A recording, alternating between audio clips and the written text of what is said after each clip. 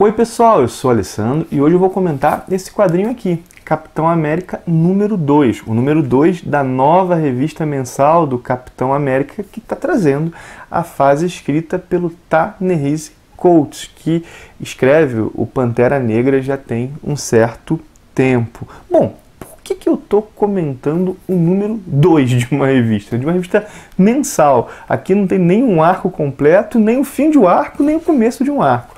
Bom, por que eu estou comentando o meio? É o seguinte, com exceção de Deadpool, eu fiz vídeos comentando cada uma das novas mensais da Panini. Superman, Liga da Justiça, Vingadores, Homem-Aranha, Venom, fiz todos os números 1 foram comentados, né?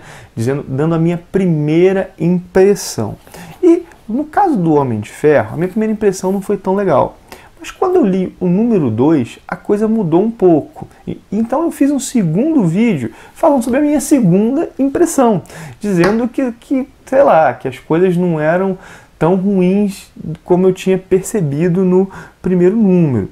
Eu pensei que podia ser legal fazer comentários aos diversos números 2, para, afinal, né? Será que continuando a leitura, a minha impressão inicial foi confirmada? Será que ela foi desmentida? Afinal, só com certo andamento da trama que a gente pode formular melhor uma opinião, né? Assim, afinal de contas, né? Assim, nós podemos ter um primeiro número morno porque o autor precisava, sei lá, colocar alguns elementos no lugar para depois começar a desenvolver, ou então um número 1 explosivo, mas que na continuação a qualidade não se sustenta. Escrever revistas mensais é algo bem difícil, a gente não pensa tanto nisso, mas é algo bem difícil. Além da qualidade da história, ou da coerência da história ser contada, o escritor, o roteirista, tem que pensar no formato, são 22 páginas por mês. Ou seja, ele tem que contar tudo em capítulos de 22 em 22 páginas. Ao término de cada edição, ele tem que deixar um gancho que fisgue o leitor, para que o leitor volte no mês seguinte a comprar a revista. Então, assim, não é só pensar a história e ir cortando, né? Cada número tem que funcionar. Hoje em dia, é comum, né, nós vermos as histórias, ainda que mensais, cada número depender muito do todo. No passado não era assim, mesmo que uma grande saga estivesse sendo contada e tivesse um continua, parecia que cada número oferecia uma experiência completa. Mas ainda assim, isso que eu falei vale, né? No final das 22 páginas tem que ter, caramba, vou voltar aqui o mês que vem. Então, vamos a esse número 2 aqui da revista do Capitão América, né? Bom, então, só já vou adiantar que eu achei o número 2 ainda melhor do que o primeiro número.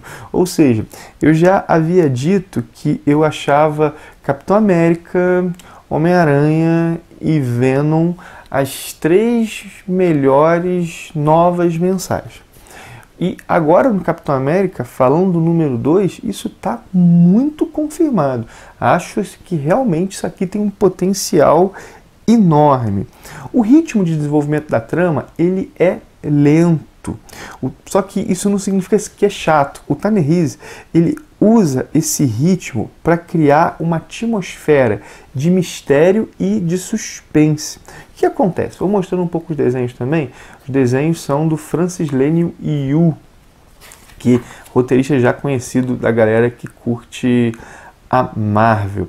Bom, vou mostrando então os desenhos enquanto falo, né? O que acontece? O Capitão América, ele está perdido. O rosto dele foi o rosto do fascismo, foi o rosto da Hydra, que dominou os Estados Unidos durante a saga Império Secreto.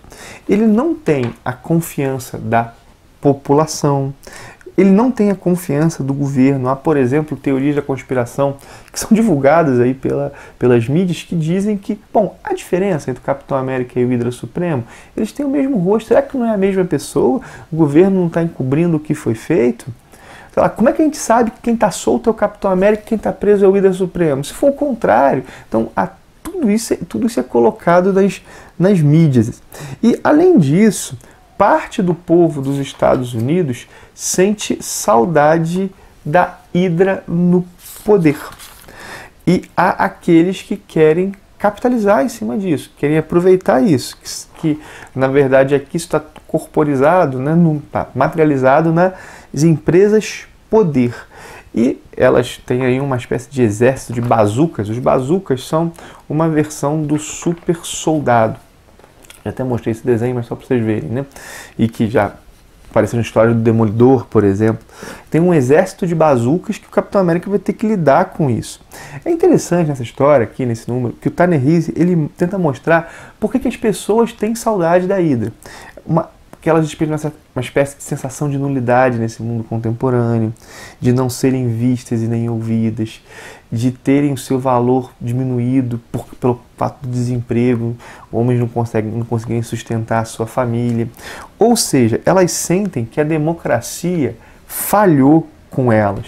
Elas não são necessariamente mais, elas apenas colocam as esperanças num caminho que é equivocado.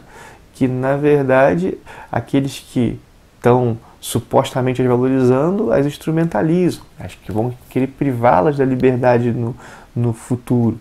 Mas, nesse curto prazo, é nesse discurso da Hydra que elas encontram eco para suas próprias frustrações. Cara, isso é bem legal.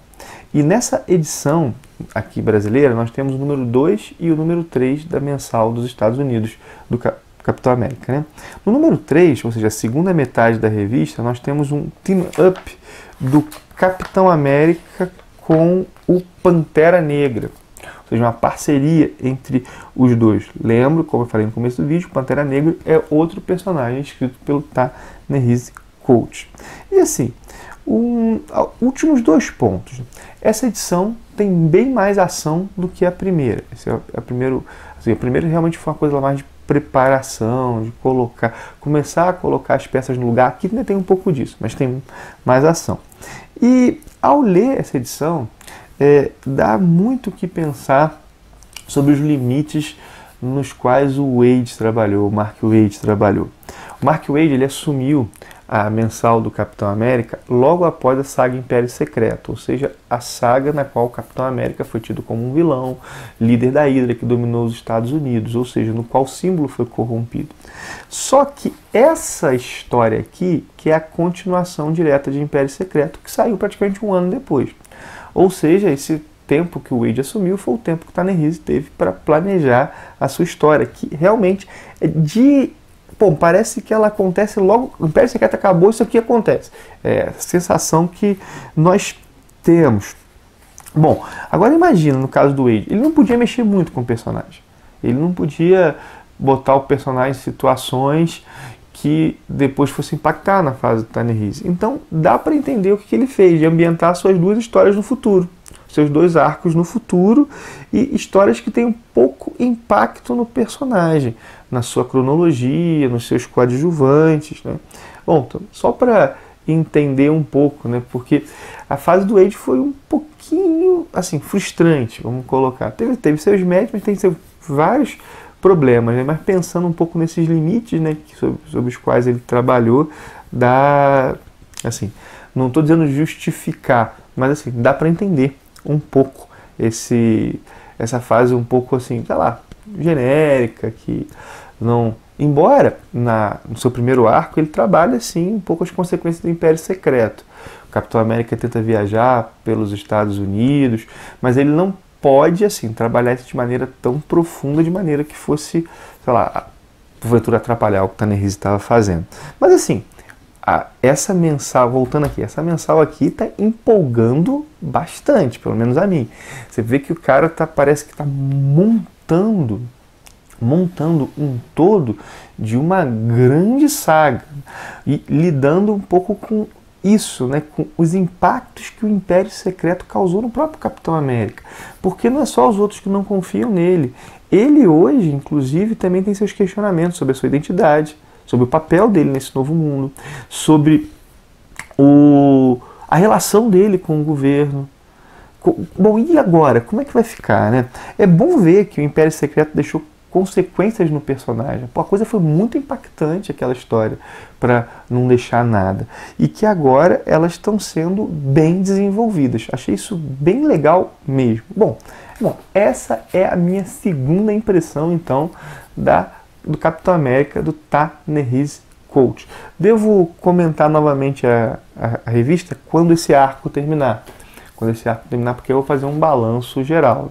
Afinal de contas, o como termina diz muito também sobre a história. Às vezes esse momento inicial aqui é interessante, mas sei lá, a coisa cai depois, ou então fica ainda melhor. Então devo voltar quando o arco foi encerrado para fazer uma espécie de balanço desse primeiro momento do Ta-Nehisi Coates no personagem. Bom, é isso. Agradeço demais por você ter visto o vídeo. Peço o teu joinha se você gostou dele.